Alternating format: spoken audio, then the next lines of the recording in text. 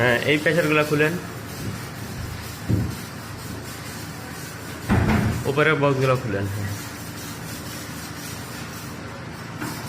হ্যাঁ, এখন এই প্রেসারগুলো খুলেন, লাগাই দেন।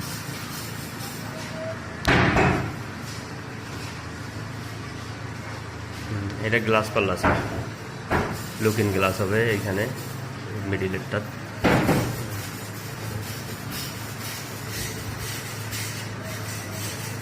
আলমিরা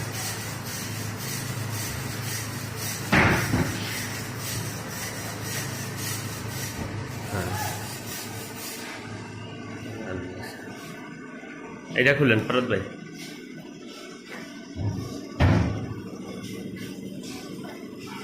এটা ড্রেসিং টেবিল স্যার, এটা ড্রেসিং টেবিল।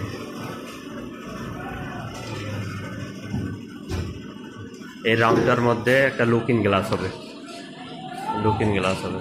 ড্রেসিং টেবিল, এটা ড্রেসিং টেবিল। উপরে স্পট লাইট হবে, স্পট লাইট হবে।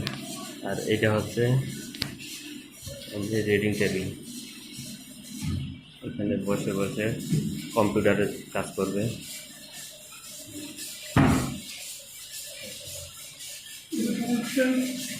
বুকশেল, এটা বুকশেল, উপরে একটা বুকশেল করা আছে।